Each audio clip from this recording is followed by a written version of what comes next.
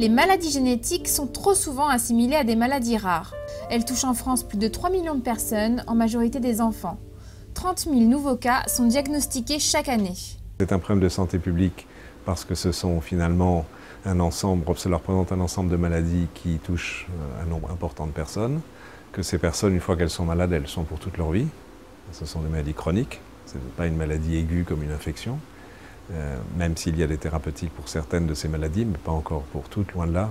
Face à cet enjeu, chercheurs et médecins de l'hôpital Necker ont rassemblé leurs forces en créant l'Institut Imagine des maladies génétiques. L'ambition est de devenir un des premiers pôles au monde de lutte contre ces maladies. L'Institut des maladies génétiques Imagine a pour objectif, en gros, d'accélérer le processus qui conduit à la compréhension des maladies génétiques rares, dont on parlait, à ainsi en définir de meilleurs outils diagnostiques, de meilleurs outils pronostiques et de meilleurs thérapeutiques. Enfin bref, améliorer le plus possible, le plus vite possible, pour le plus grand nombre possible de malades, la prise en charge des patients atteints de ces maladies. Pour atteindre cet objectif, l'Institut s'est doté d'un comité scientifique international présidé par Elizabeth Blackburn, prix Nobel de médecine 2009.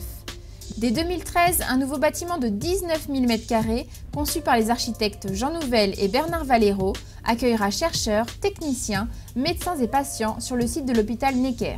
L'intérêt de ce projet-là, c'était de s'implanter en préservant un caractère très planté, très paysager, à la fois sur la rue du Cherche-Midi, à la fois sur le square du Croisic et à la fois à l'intérieur, pour que les enfants, quand ils viennent en consultation clinique, soient toujours en relation avec les chercheurs. C'est pour ça que le bâtiment, c'est un très grand atrium qui met en relation, en quelque sorte en osmose, à la fois la recherche qui est dans les étages et les examens cliniques qui sont, eux, conservés au rez-de-chaussée. Bénéficier de plateaux techniques performants, rassembler 400 chercheurs, attirer d'autres équipes sont autant d'objectifs affichés par l'Institut avec ce vaisseau de verre baigné de lumière. L'objectif du bâtiment, c'est de réunir ensemble les équipes de recherche qui, sur ce site, travaillent dans ce domaine, de telle manière qu'en étant situées les unes à côté des autres, ça a l'air banal, mais c'est une notion très importante, elles se voient tous les jours, elles interagissent tous les jours, et on sait très bien, l'expérience le montre de partout dans le monde, que plus les équipes de recherche sont situées l'une à côté de l'autre, plus elles ont de chances d'être productives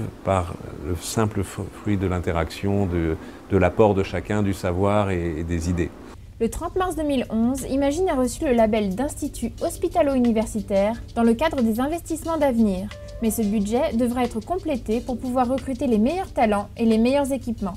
Alors le fait d'être aujourd'hui ou demain un institut hospitalo-universitaire, un IHU, est évidemment un acquis supplémentaire, puisque cela nous permettra d'avoir des moyens financiers non négligeables, de l'ordre de 5 à 6 millions par an pour 10 ans, parce que c'est une somme d'argent importante, qui s'ajoute à nos moyens de recherche actuels. En gros, ça représente 25 à 30% d'argent en plus.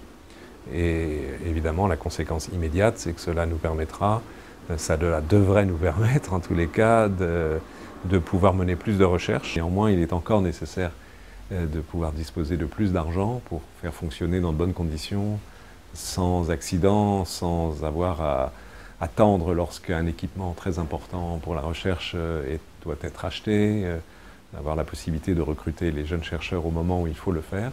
Et donc pour cela, la Fondation permet de recueillir des dons.